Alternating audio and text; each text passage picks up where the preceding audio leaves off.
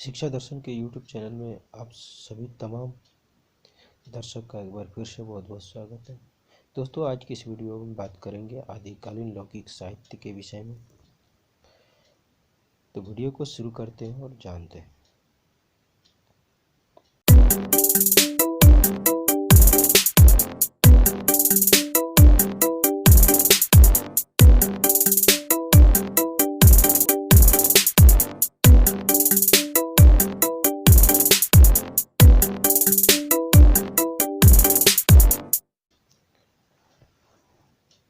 आदिकालीन लौकिक साहित्य। दोस्तों, हम लोग आज की इस वीडियो में आदिकालीन साहित्य को जो है 3 भागों में बांटा गया है: धार्मिक साहित्य, लौकिक साहित्य और रासो साहित्य। साहित्य का जो दूसरा भाग है वो लौकिक साहित्य है, उसके विषय में जानेंगे। उसके विषय में हम लोग दोस्तों संक्षेप में जानेंगे, विस्तार से नहीं जानेंगे। तो वीडियो को शुरू करते हैं। हिंदी साहित्य के आदिकाल में जैन एवं सिद्ध साहित्य धर्म मिश्रित होने के कारण तथा रासो साहित्य राजश्रित होने के कारण सुरक्षित रह गया, परंतु इस काल में इन दोनों काव्य धाराओं से भिन्न लोक साहित्य की भी रचना हुई, लेकिन वह लोकाश्रित होने से सुरक्षित न रह सका। दोस्तों, हिंदी साहित्य के जो आदिकाल है उनमें जैन और सिद्ध साहित्य धर्म के ऊपर आश्रित होने के कारण रासो साहित्य राजा के आश्रय में रहे, परंतु इस काल में दोनों काव्य धाराओं में अलग अलग लोक साहित्य की रचना हुई, लेकिन वह लोकाश्रित होने से सुरक्षित नहीं रह सका है। अनेक कारणों से वह साहित्य लुप्त हो गया। विभिन्न लोकगीतों के माध्यम से लोक में जो थोड़ा बहुत शेष रह गया उसमें इतना अवश्य ज्ञात होता है कि आदिकाल में लौकिक साहित्य भी लोक प्रचलित रहा है। दोस्तों, विभिन्न लोकगीतों के माध्यम से लोक में जो थोड़ा बहुत शेष रह गया था उसमें इतना अवश्य ही ज्ञान होता है कि आदिकाल में जो लौकिक साहित्य भी लोक प्रचलित रहे होंगे। उपलब्ध लोक साहित्य में ढोला मारू रादुहा, बीसल देवरासो, बसंत बिलाल, राउर वेल, उक्त प्रकरण, वर्ण रत्नाकर, अमीर खुसरो की रचनाएं तथा विद्यापति की गिरदावरी को देखकर तत्कालीन लोक साहित्य के विषय में अनुमान लगाया जा सकता है।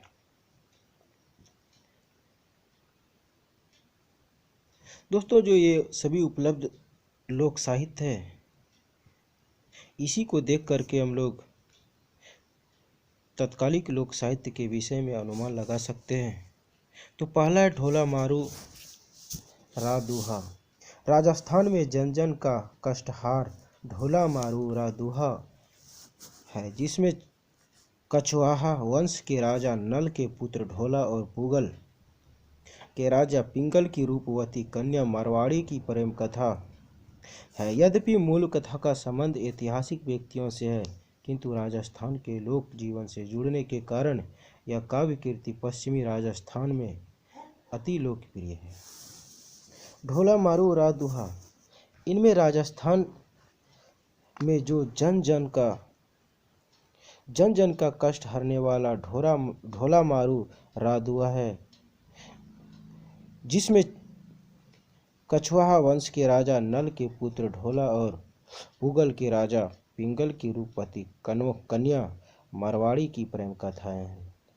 यद्यपि मूल कथा का संबंध ऐतिहासिक व्यक्तियों से है, परंतु राजस्थान के जो लोक जीवन से जुड़ने के कारण यह काव्य कीर्ति पश्चिमी राजस्थान के अति लोकप्रिय हैं।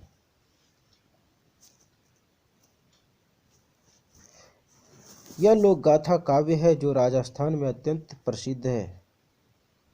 राजस्थान में ढोला और मारवाड़ी को प्रेम के प्रतीक के रूप में स्मरण किया जाता है। संदेश रासक एवं बीसल देवरासु की भांति यह भी एक विरह काव्य है, जिसका कथासार इस प्रकार है। बचपन में ही ढोला और मारवाड़ी का विवाह हो जाता है। युवा होने पर मारवाड़ी अपने बचपन के पति ढोला की चर्चा सुनती है तो उनके विरह में व्याकुल हो जाती। दोस्तों, राजस्थान में जो ढोला और मारू के प्रेम प्रतीक के रूप में जो स्मरण किया जाता है, उनमें है संदेश रासक और बीसल देवरासु। इन दोनों की भांति यह भी एक विरह काव्य है, जिसका कथासार इस प्रकार से है कि बचपन में ही ढोला और मारवाड़ी का विवाह हो जाता है।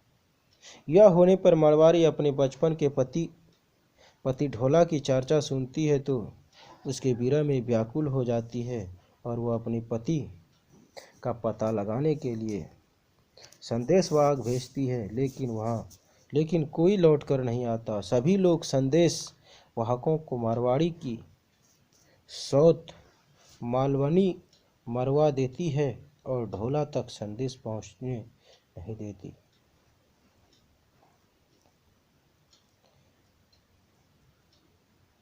दोस्तों, अपने पति का जो पता लगाने के लिए वह संदेश भेजती है, लेकिन कोई लौट कर के वापस नहीं आता है।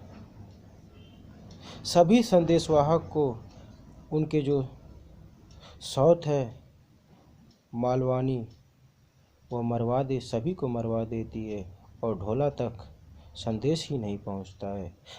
अंत में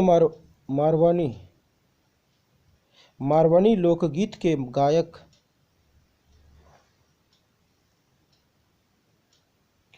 को संदेश देकर भेजती है। वह ढोला तक पहुंचने में सफल हो जाती है और ढाढ़ी के प्रयत्न से ढोला और मारवानी का पूर्ण मिलन होता है। अंत में जो है मारवानी लोकगीत के गायक ढाढ़ी को संदेश देकर के भेजती है और वह ढोला तक पहुंचने में सफल हो जाती है। ढाढ़ी के प्रयत्न से ढोला और मारवानी का पूर्ण मिलन हो जाता है।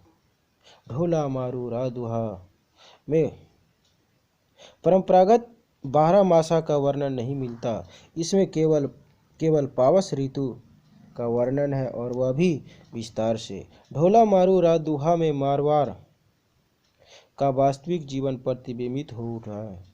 इसमें राजस्थान जनजीवन, प्रकृति, समाज, वातावरण, लोकाचार एवं लोक विश्वासों का जैसा सरस, सजीव और स्वाभाविक चित्र उभरा है, वैसा अन्यत्र दुर्लभ है। दोस्तों, ढोला मारू रादुहा परंपरागत 12 मासा का वर्णन इसमें नहीं है। इसमें केवल पावस ऋतु का वर्णन ही है और वह विस्तार से है। ढोला मारू रादुहा में मारवाड़ का वास्तविक जीवन को प्रतिबिंबित किया गया है। इसमें राजस्थानी जनजीवन, प्राकृतिक, समाज, वातावरण, लोकाचार और लोक विश्वासों का जैसा सरस, सजीव और स्वाभाविक रूप से चित्रण है, वैसा अन्यत्र दुर्लभ है। शैली की दृष्टि से ढोला मारू रादुहा लोकगीत की श्रेणी में आता है। पहला बीसल देवरासु, दूसरा है दोस्तों बीसल देवरासु।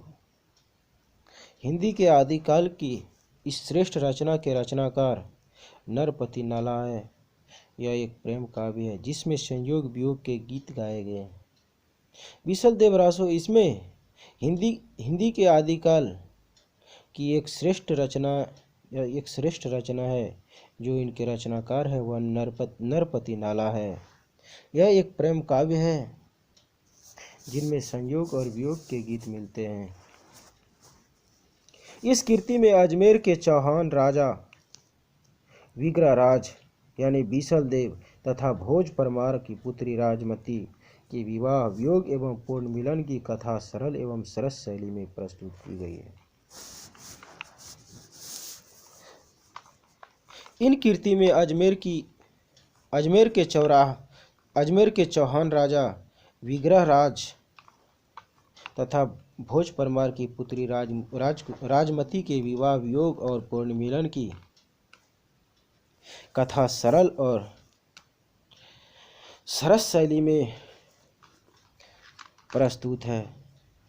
राजा बीसल देव अपनी नवविवाहित रानी राजमती के व्यंग वानों से रुष्ट होकर उड़ीसा राज्य चला जाता है तथा 12 वर्ष तक लौटकर नहीं आता। पति के वियोग से अत्यंत दुखित रानी एक पंडित द्वारा अपने पति बीसल देव को संदेश भेजती है।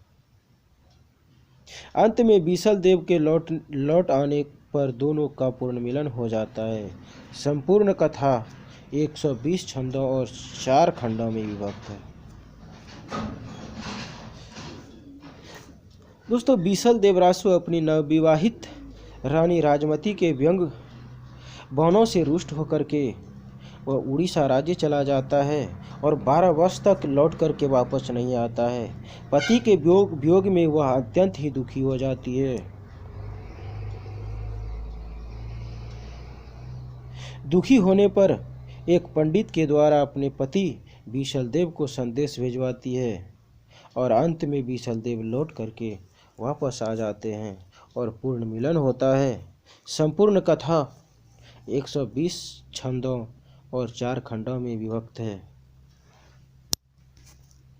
बीसल देवरासों में श्रृंगार रस के संयोग और वियोग दोनों पक्षों का बड़ा ही सुंदर एवं हृदयग्राही वर्णन कवि ने प्रस्तुत किया है। बीसल देवरासों में जो श्रृंगार रस के संयोग और वियोग दोनों पक्ष का वर्णन है, बहुत ही सुंदर और हृदयग्राही से किया है। प्रेषित पतिका की विरह व्यंजना बड़ी मार्मिक बन गई है। 12 मासा वर्णन के अंतर्गत प्रकृति का चित्रण बड़ा ही सजीव बन गया है।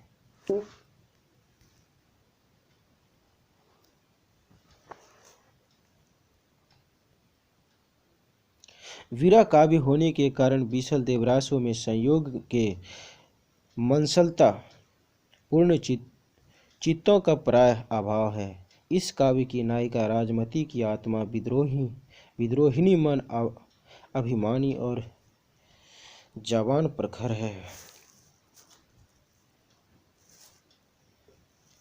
दोस्तों, विरह काव्य होने के कारण बीसल देवरासों में संयोग के मंसल पूर्ण चित्तों का प्रयास प्राय अभाव है और विरह और इन काव्य की नायिका राजमती की आत्मा विद्रोहिणी मन, अभिमानी और जवान प्रखर होती है।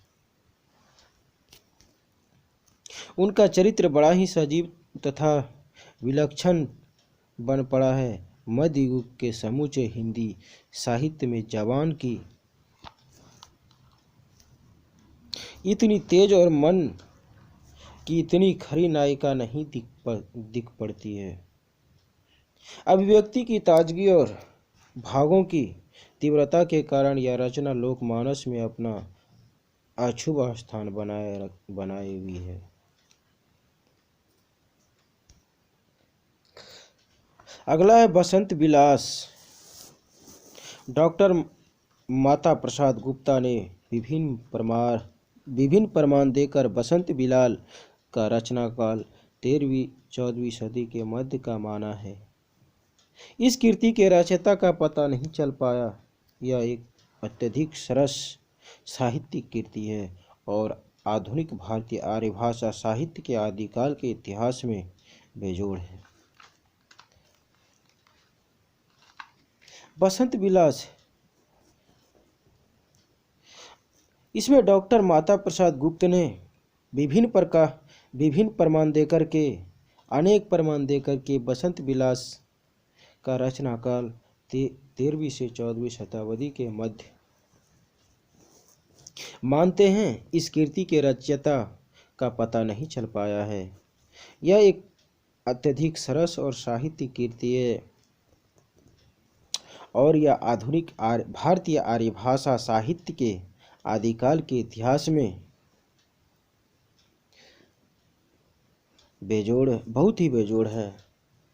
इस रचना में 84 दोहों में बसंत ऋतु और स्त्रियों पर उसके विलासपूर्ण प्रभाव का मनोहारी वर्णन हुआ है। इस काव्य में प्रकृति और नारी दोनों का मदोमंत रूप श्रृंगार रस की तीव्र धारा प्रवाहित करता है। दोस्तों, इस रचना में 84 दोहों में बसंत ऋतु और स्त्रियों पर उनके विलासपूर्ण प्रभाव का मनोहारी वर्णन हुए हैं। इस काव्य में प्रकृति और नारी दोनों रूपों का श्रृंगार की तीव्र धारा प्रवाहित करती है। डॉक्टर रामगोपाल शर्मा दिनेश के शब्दों में स्त्री पुरुष प्रकृति तीनों में अजस्त्र बहती मदोन्मत्ता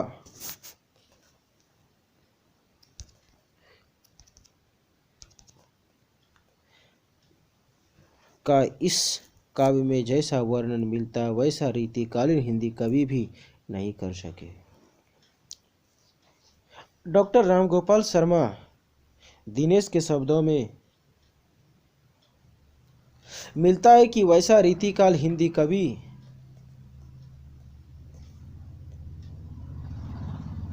डॉक्टर रामगोपाल शर्मा दिनेश के शब्दों में स्त्री पुरुष प्रकृति तीनों में अजस्त्र बहती मदोन्मत्ता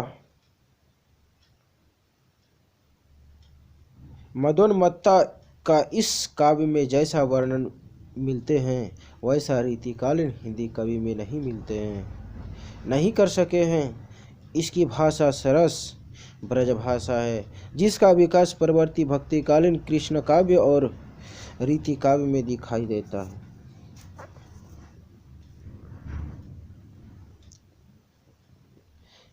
जिस प्रकार से यहाँ वर्णन मिलता है वैसा रीतिकालीन कवि भी नहीं कर पाए हैं।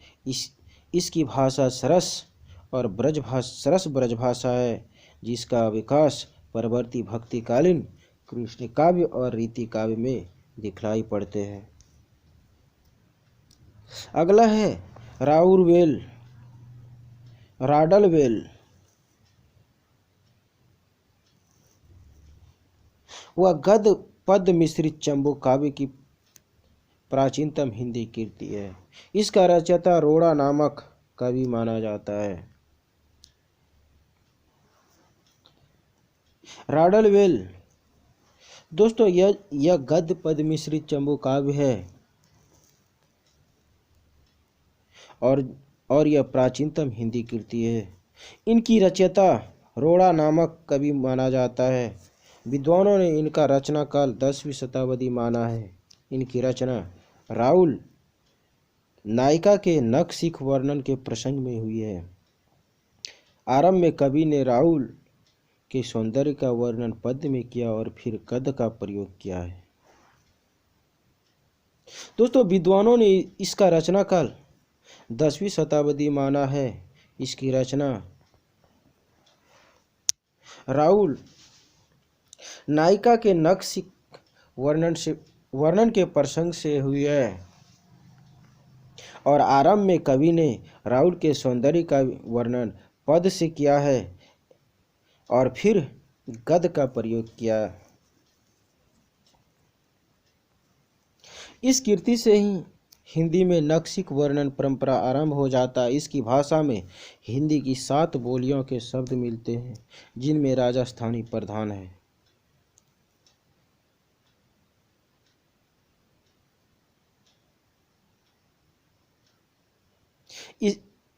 इस कृति में हिंदी के नखशिख का वर्णन यहीं से आरंभ होता है।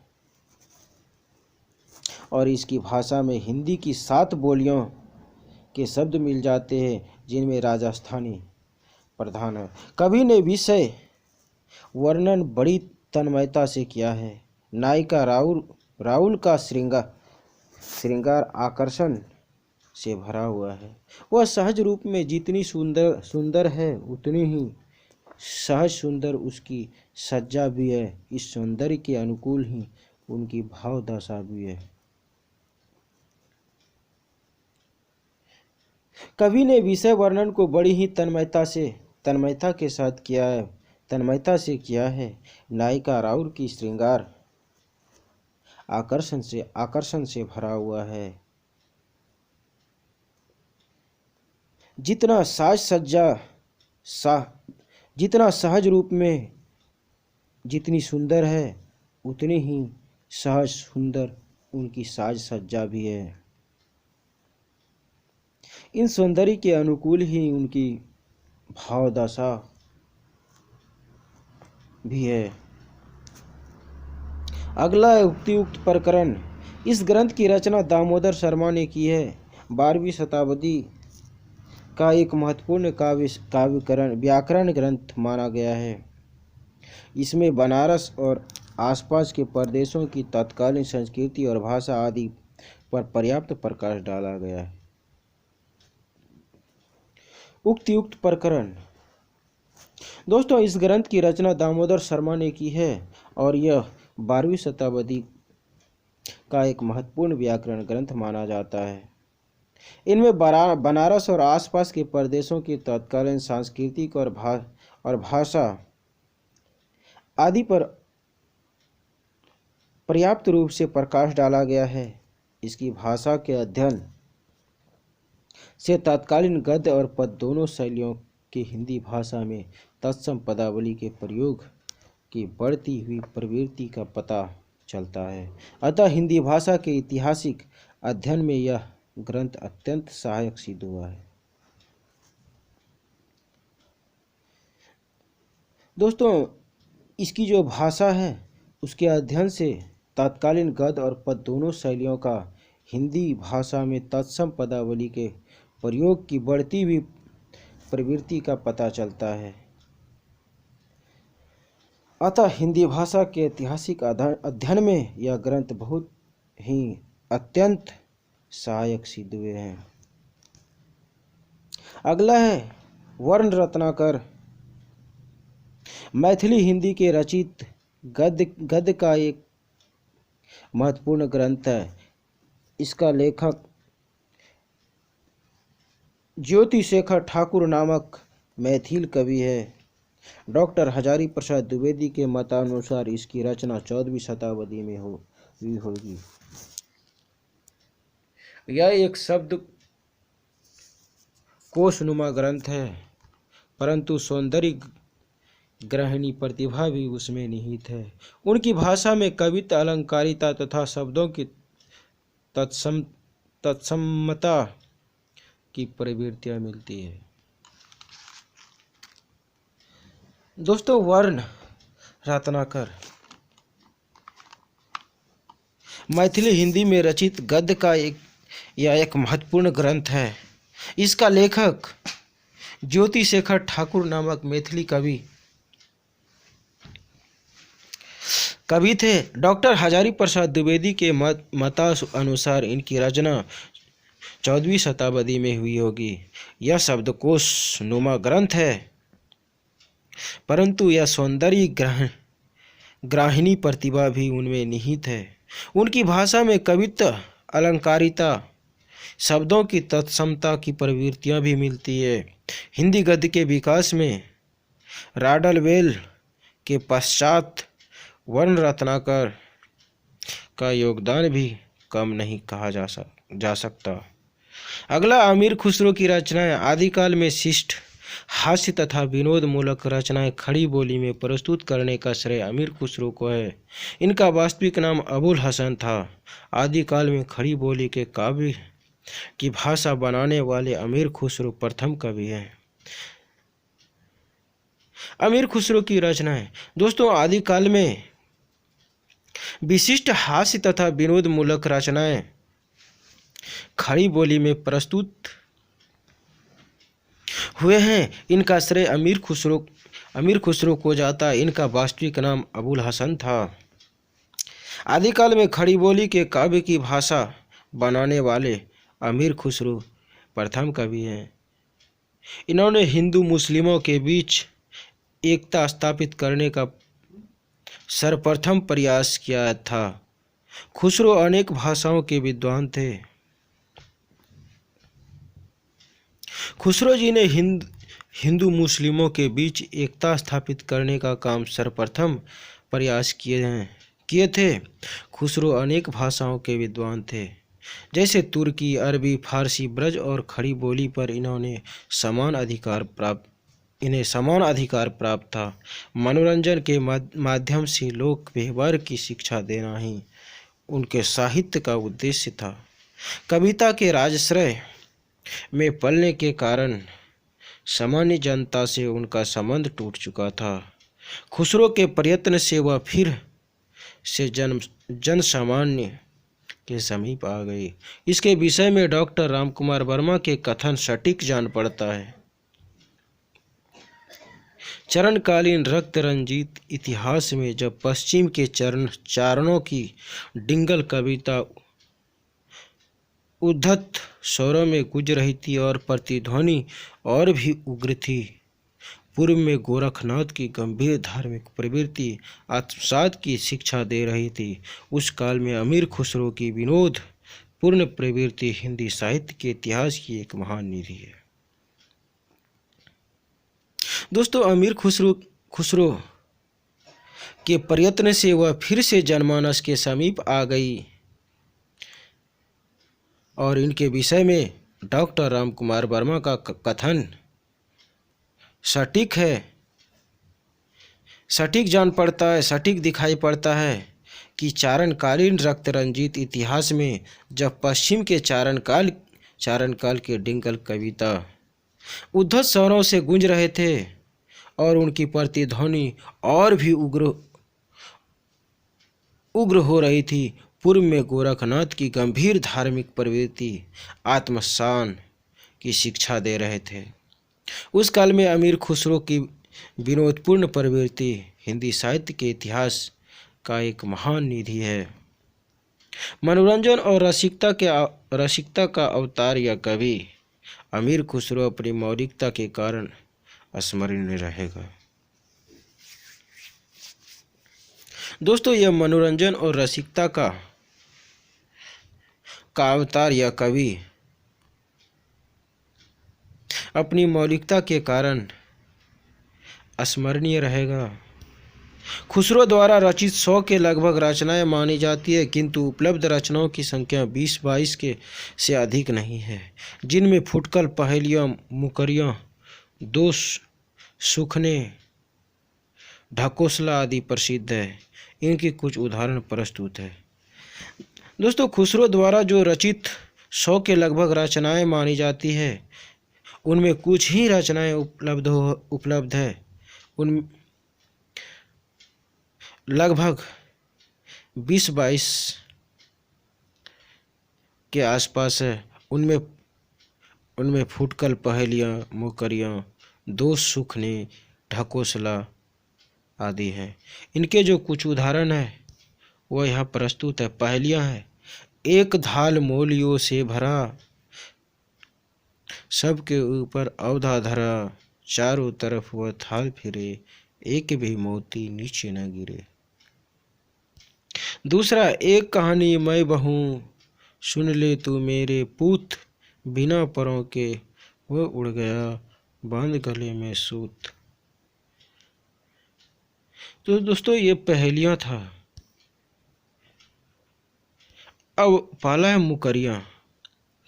वह आवे तब शादी हो, उस बिन दूजा और न कोई, मीठे लागे बाके बोल, क्यों सखी साजन ना सखी ढोल। दूसरा, जब मेरे मंदिर में आवे, सोते मुझको आन जगावे, पढ़त फिरत वह विरह के अक्षर, सखी साजन ना सखी मच्छर। दो सुख ने पाला है, पान सड़ा क्यों, घोड़ा अड़ा क्यों, फेरा न था।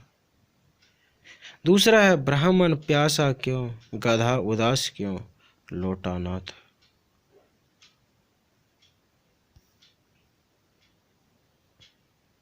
ढकोसला खीर पकाई जनत से चरखा दिया चलाए, खीर पकाई जतन से चरखा दिया चलाए, आया कुत्ता खा गया तू बैठी ढोल बजाए। अगला विद्यापति की पदावली। बिहार के दरभंगा जिले के विस्पी गांव में जन्मे विद्यापति हिंदी के आदि गीतिकार माने जाते हैं। मधुर गीतों के रचयिता होने के कारण इन्हें अभिनव जयदेव के नाम से भी जाना जाता है। दोस्तों, विद्यापति की पदावली यह बिहार के दरभंगा जिले के निवास बिस्पी गांव में जन्मे हिंदी के आदि गीतकार माने जाते हैं। मधुर गीतों के रचयिता होने के कारण इन्हें अभिनव जयदेव के नाम से भी जाना जाता है। विद्यापति महान पंडित थे। उन्होंने अपनी रचनाएं संस्कृत, अवहट और मैथिली भाषा में लिखी। विद्यापति जी महान पंडित थे और उन्होंने संस्कृत, अवहट और मैथिली भाषाओं में रचनाएं लिखी है। हिंदी साहित्य में विद्यापति की अशून्य कीर्ति का आधार उनके 3 ग्रंथ हैं, कीर्तिलता, कीर्ति पताका और पदावली। हिंदी साहित्य में विद्यापति जी की अशून्य कीर्ति का आधार 3 ग्रंथ हैं। पहला है कीर्तिलता, दूसरा कीर्ति पताका और तीसरा है पदावली। विद्यापति पदावली में उन्होंने राधा कृष्ण परने लीलाओं का अत्यंत हृदयहारी वर्णन किया है। इस संबंध में इनके आदर्श कवि जयदेव रहे हैं। जयदेव के गीत गोविंद से प्रभावित होकर उन्होंने पदावली का प्रणयन किया है। विद्यापति पदावली में उन्होंने राधा कृष्ण की प्रेम लीलाओं का अत्यंत ही हृदयहारी वर्णन किया है। इस संबंध में इनके आदर्श कवि जयदेव है। जयदेव के गीत गोविंद से प्रभावित होकर के उन्होंने पदावली की रचना की है। पदावली में इसका श्रृंगार रूप पूर्णतः उभर आया है। वैसे तो श्रृंगार के दोनों पक्षों संयोग और वियोग का वर्णन इस ग्रंथ में उपलब्ध होता है, पर जो तन्मयता संयोग श्रृंगार के चित्रण में दिखाई देती है वह वियोग पक्ष में नहीं। दोस्तों, वैसे बात करें तो श्रृंगार के दोनों पक्ष संयोग और वियोग का वर्णन इस ग्रंथ में उपलब्ध है, लेकिन जो तन्मयता संयोग श्रृंगार के चित्रण में दिखलाई पड़ते हैं वह वियोग पक्ष में नहीं है।